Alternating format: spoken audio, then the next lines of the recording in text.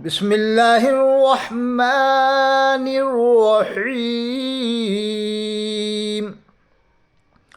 اللہ فرماتا ہے قرآن حکیم میں، من یطع الرسول فقد اطاع اللہ، جس نے رسول کی اطاعت کی فقد اطاع اللہ، اللہ فرماتا بے شک اس نے میری ہی اطاعت کی۔ آج میں آپ کو ایک شارٹ ویڈیو دکھاتا ہوں جو آپ سن کر تعجب کریں گے۔ کیا کوئی وہابی بھی یہ کہہ سکتا ہے کہ مزار پر آنا جانا اور مزاروں کی چوکھٹیں چومنا، وہاں کا لنگر کھانا، یہی دین اسلام ہے؟ سن کر آپ تعجب کریں گے کہ کون ایسا وہابی ہے جو یہ کہنے لگا، وہابی ہو کر یہ کہنے لگا کہ یہی دین اسلام ہے۔ جس جگہ پڑھا وہاں بھی زیادہ تر وہی ہیں جو سب کو مسلمان مانتے ہیں، وہیں کا رہنے والا ایک لبادہ اس نے اوڑا اس طرح کا کہ پیسہ کیسے آئے، پیسہ، دولت۔ اس کی خاطر اس نے یہ تک کہا وہابی نے کہ مزاروں پر آنا جانا، چوکھٹے چومنا اور لنگر کھانا یہی دین اسلام ہے۔ اگر آپ کو یقین نہ ہو تو سن لیجئے اور آپ اس کو پہچان لیں گے، پورے ہندوستان کے عالم اس کو پہچانتے ہیں۔ اب اچھی طرح سے پہچان لو کہ یہی دین اسلام ہے، چوکھٹے چومنا۔ دیکھو وہابی کیا کہہ رہا ہے۔ 3 دن 4 دن آنا، پینیکونڈا میں رہنا، درکاروں کا صدقہ کھانا، بزرگوں کی چوکھٹیں چومنا، وہاں پھول کھانا، چادر چڑھانا، وہاں پر عرس شریف کی تقاریب میں شرکت کرنا، صندل کو لے آنا، خدا کی قسم یہی دین ہے، واہ یہی اسلام ہے۔ واہ واہ، لوگوں نے نہیں سمجھا ہے، جس کی وجہ سے جاہل قوم نے اس کو غلط سمجھ بیٹھا ہے۔ استغفر اللہ۔ یہ ناجائز نہیں ہے۔ عرس شریف میں 3 دن 4 دن آنا، پینیکونڈا میں رہنا، درکاروں کا صدقہ کھانا، بزرگوں کی چوکھٹیں چومنا، وہاں پھول کھانا، چادر چڑھانا، وہاں پر عرس شریف کی تقاریب میں شرکت کرنا، صندل کو لے آنا، خدا کی قسم یہی دین ہے، یہی اسلام ہے۔ لوگوں نے نہیں سمجھا ہے، جس کی وجہ سے جاہل قوم نے اس کو غلط سمجھ بیٹھا ہے۔ یہ ناجائز دیکھ لیا آپ نے کیا بتایا کہ یہی دین اسلام ہے۔ کبھی اس نے اس کے اندر یہ کہا کہ بھائی نماز قضا مت کرنا، نماز کسی حالت میں معاف نہیں ہے۔ کیا دین اسلام ہے؟ چوکھٹے چومنا، مزارے چومنا۔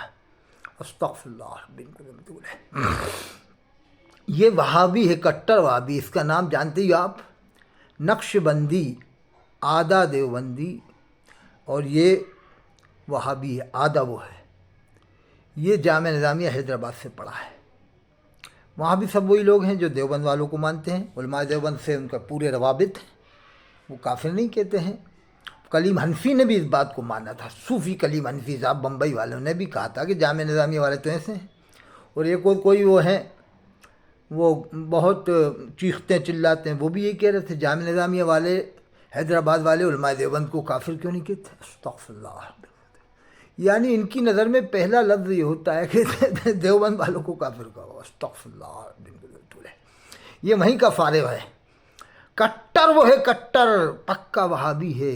لیکن دیکھو بولی کتنی زبردست بول رہا ہے کہ مزاروں کو چومنا، چوکھٹے چومنا یہی دین اسلام ہے۔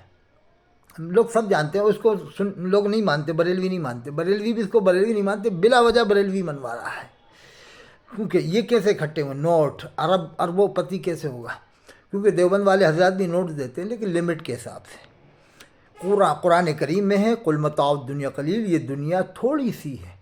اس دنیا کی خاطر دیکھو کیا کیا بول رہا ہے آدمی۔ امین القاضی نے بول دیا 5 غنڈے، مطلب یہ دنیا کی خاطر کہ ہمارے اوپر دیوبند والا الزام کیوں لگ رہا ہے کہ ہم دیوبند والوں سے ملتے ہیں تو ایسا بول دو۔ وہ شمس الدین مکرانے والا کہہ رہا ہے کہ میں حج کرنے گیا تو ایک بھی نماز نہیں پڑھی۔ وہ شمس الدین مکرانے والا کہہ رہا ہے کہ میں نے ایک بھی نماز نہیں پڑھی، میں حج کرنے گیا۔ تو یہ علم کہہ رہا ہے وہاں کا امام 15 بار تو مائک صحیح کرتا، 15 بار، کتنا بڑا جھوٹ، 15 بار۔ اور اسٹیج پہ کہہ رہا لوگ دیکھ رہے ہیں کہ صاحب آپ نے کیسے 15 بار دیکھ لیا؟ عمل کثیر تو 3 بار میں مانا جاتا ہے، یہ 15 بار آپ نے کہاں دیکھا، کس جگہ سے دیکھا؟ ثبوت پیش کیجیے۔ کہہ رہا میں حتیم کے اندر یوں کونی لگا کے کھڑا ہو گیا، نماز نہیں پڑھ رہا تھا، دیکھ رہا تھا امام کو 15 بار تو یوں کرتا ہے، پاجامہ یوں کرتا۔ کتنا جھوٹ بول رہے ہیں لوگ، صرف پیسہ اکٹھا ہو جائے۔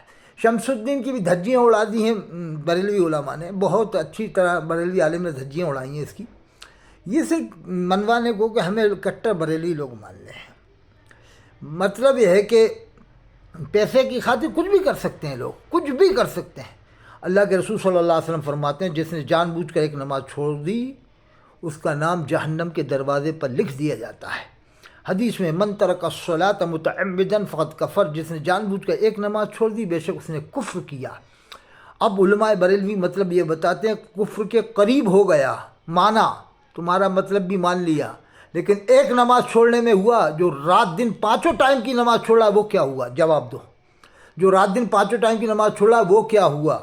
یہ کہہ کر کے تم نے اور قوم کو گمراہ کر دیا کہ نہیں کفر نہیں ہوا، قریب ہو گیا، قریب ہو گیا، یعنی قوم کو ڈھیل دی کہ وہ چھوڑتے رہو نماز، چھوڑتے رہو، کوئی ضروری نہیں ہے، اس طرح کی یعنی ان کے مزاج بنا دیے۔ کیسے کہ صاحب قریب ہو گیا، چلو ایک نماز چھوڑنے میں قریب ہوا، جو رات دن چھوڑ رہا ہے وہ کیا ہوا؟ اور حدیث ہے الجفاء کل الجفا والکفر والنفاق من سمع منادی للہ یدعو الی الفلاح فلا یجیبہ، ظلم پر ظلم ہے، کفر ہے، نفاق ہے۔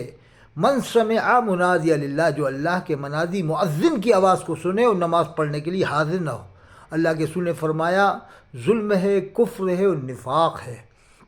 یہ حدیث نہیں بتائیں گے، بس ایک ہی بتائیں گے 73 فرقے ہوں گے، 72 جہنم میں جائیں گے، یعنی یہ بے نمازی شرابی کبابی جنت میں جائیں گے اور نمازی جہنم میں جائیں گے، ایسا مطلب بتاتے ہیں لوگ۔